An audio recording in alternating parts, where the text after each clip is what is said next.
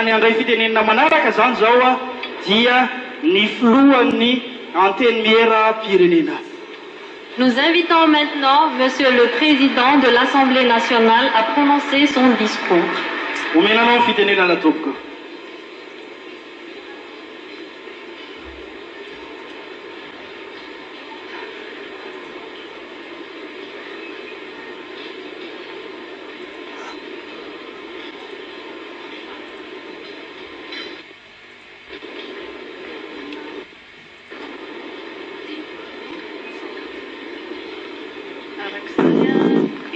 Ny filohan'ny antemera-pirenena zao monjy indray zao no andray ny fitenenana atao arina ny maso vovahiny Marocanina Mohamed Amara andrasantsika izay fandraisam-pitenena ny filohan'ny antemera-pirenena izay. Républicaine Madagascar sy Ramatoa Voangy Rajaonarimampianina. Andriamatoa isany filoham-pirenena teo aloha sy Ramatoa isany andefimandrinareo.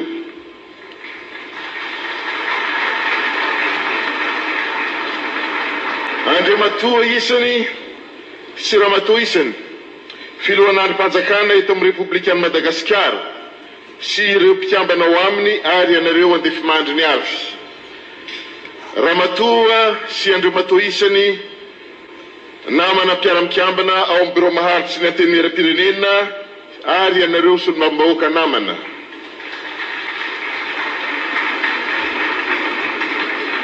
Excellences, Monsieur le doyen du corps diplomatique, Excellences, Mesdames et Messieurs les chefs de mission et autres membres des missions diplomatiques et consulaires. Ianareo manakaja civil sy miaramila ary ianareo mpanao gazety. Tompoko lahy sy tompoko vavy. Ny nofio no tsy avy raha tsy matory. Ary ny tsiny tsy avy raha tsy miteny. Zaho anefa tia andahatra, ivolana sy ikabary. Ny tsiny anefa atahorako, fa tsy mitondra ny soavatsara, fa mivimbina ny antambo ary tena mahakizo fara. Koa amin'ny finoana ny asan'ilay tompo-pamonjy no andrantsika azy miaraka, mba hoe aloha tsy ho tratra, ho aoriana tsy hahatratra, ho ambony tsy hanindry, ho ambany tsy hirongatra, ary ho andaniny roa tsy hanery. Sanatria ny hanao faniry mananasy ka hitaingina amboniny niteraka, na hanao fanirina-kondro ka hisontra mihoatra ny zoky. Manao azafady ny tenako raha mitsanga kivolona eto anoloanareo, sangany ny firenena, ianareo tonim-pahendrena tsy ho seranam-pitenenana. Tsy ho seranam-pitenenana. Heveriko azy, fa afa mandalina mora amin'izay aho iroso amin'ny arahaba, satria asaramanitra ny andro. Tendro nakaratra hono tsy afajabo, tendro nandrigitra tovondraho, fa Andriamanitra kosa no avy indrindra loloavintsika tampony loha. Ataontsika hoana tsy hisaotra azy noho ny fitahina, ny famindram-pony indrindra, ny fitiavany antsika, koa atolotsika azy ny dera sy ny laza ary ny voninahitra mandrakizay. Andreo tofolo, taona maro no niainantsika tanaty krizy. Lafin-javatra maro teto amin'ny fiainam-pirenena no ahitana fikorontanana. No ny irifiry efa miatra amin'ny taolana mihitsy, dia toa miandrandra fahagagana ny vahoaka rehefa tafapetraka araka ny tokony ho izy ny fitondrana ara-dalàna. Etaetam-bahoaka ny ahitany fiatsaran'ny fiainana andavanandro. Faniriny ny handro fahalemana. Mahamaika azy ny hahazo antoka ny fiahina azy amin'ny fahasalamana, fampianaran-janaka. Mahadodina azy ny hananany fahamarinantoerana eo amin'ny asa fiariny ivelomany. Tsy hanomezantsiny ny vahoaka zany satria tsy aloalika intsony ranombary fa efa mandifotr'olona. Miara-manaiky isika, fa maika avokoa ny zavadrehetra, fa ny omby mamaky vala, ny tanety may, ny ala foretra, ny rano miakatra, maro ny loza manatambo eo anatrehana, mby amin'ny antsony taolo hoe ny antsantsa miandro seranana, ny songomby miandro vavahady, eo koa ireo fikitra mampiadengely, ny tsingala maniry ny ainy omby ho faty sy ny voalavo sady mamotika ny eny an-tsaha no mandravalaka ny any an-tanàna. Zay vao mainka koa manampitrotsaka amin'ny fiatrehana ny fahasahiranam-bahoaka.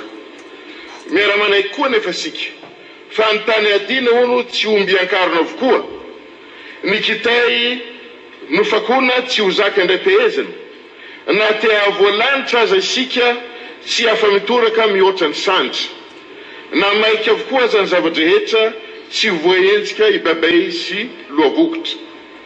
Ny zava-dehibe dia ny finiavana, ny fahatapahan-kevitra, ny fahasahiantsika, indrindra ny fahavononantsika rehetra ao anatin'ny fifankatiavana, ny firaisan-kina, hiroso tanteraka amin'ny ady amin'ny fahantrana sy fampandrosoana ny firenena, araka izay takin'ny vahoaka amin'izao vaninandro zao, mba hisiny ny fampivoarana mifandanja amin'ny isam-paritra eto amin'ny nosy.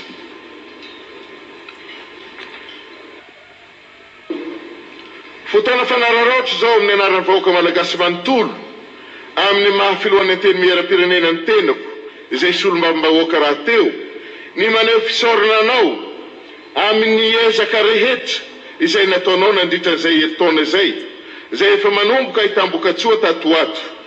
Asa maro no efa tanteraka araka ny kabary firaren-tsoa ho an'ny vahoaka malagasy izay nataonao tamin'ny farantaona 2024 vao nivalona iny.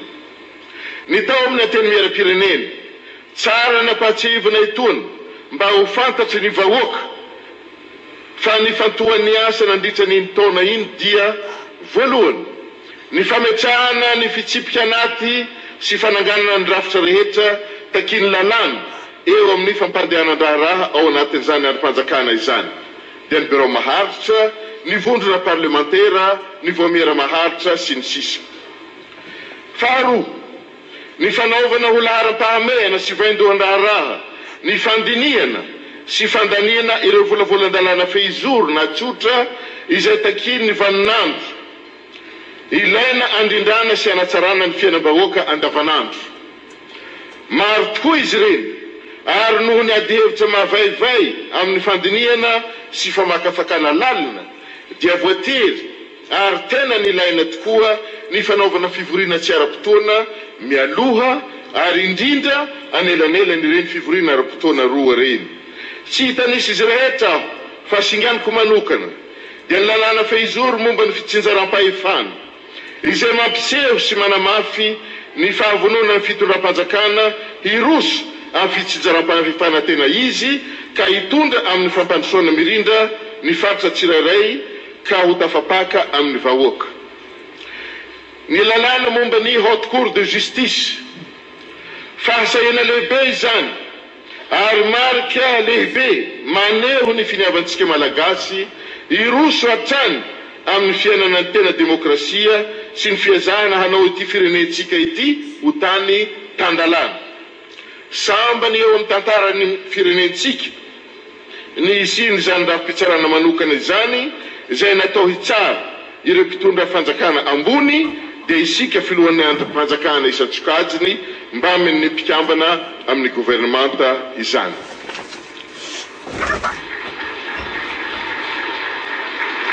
Eo ireo lalàna momba ny fanitsina ny teti-bola 424 sy ny teti-bola 524 na ahafahan'ny fitondram-panjakana nanao ny asany. Eo ihany koa ny fandraisana ireo fehin-kevitra hiatrehana ireo olana goavana teto amin'ny firenena toy ny fanondranana tsokosoko ireo arena sarobidy, ny tsy fandriam-pahalemana, ny fanentanana ho amin'ny fanarenana ny toe-karena amin'ny lafiny rehetra sy ny sisa sy ny sisa, ny fankatoavana ireo fifanarahana iraisam-pirenena satria firenena mandala ny demokrasia sy zon'olombelona i Madagasikara ka takiany ny vaninandro ankehitriny sy ny fifandraisana iraisam-pirenena ny fahatanterahany izany mba hisiany sy hanamafisana ny fifampatokisana amin'ireo mpiara-miombonantoka. mamela ahy ianareo amin'ny anarana teny miaram-pirenena ny solombavam-bahoaka rehetra ary ny vahoaka malagasy manontolo izay saro-piaro amin'ny fahalalahana mandala ny demokrasia ary nanao ho azy ny fanambarana miezinezina mikasika ny zon'olombelona mba hanambara ho retany ren-danitra fa ny vahoaka malagasy izay solonay tena dia manameloka amin'ny herin'ny tantera ny habibiana tsiroamantany izay natao amin'ireo mpanao gazety tao Frantsa andro vitsivitsy lasa izay koa dia miara-miombona alahelo amin'ny vahoaka rehetra izay mandala ny demokrasia sy ny fahalalahana maneran-tany ary ihany koa miara-miondrika amin'ny firenena frantsay eo anatrehany. Permettez-moi, au nom de l'Assemblée nationale, le peuple malgache, épris de liberté, jaloux de la démocratie, faisant sienne les déclarations universelles des droits de l'homme pour condamner fermement, s'associer dans la douleur avec tous les peuples partageant ces mêmes valeurs et présenter nos sincères condoléances au peuple français tout en leur assurant de notre soutien sur l'acte de barbarie qui est survenu aux journalistes il y a quelques heures de cela seulement.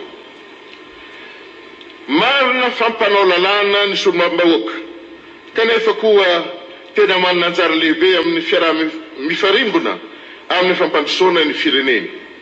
Sotro be mahita ny aty vilaniny valala tsy mandady harina any amin'ny fatso samihafa any ny solombavam-bahoaka.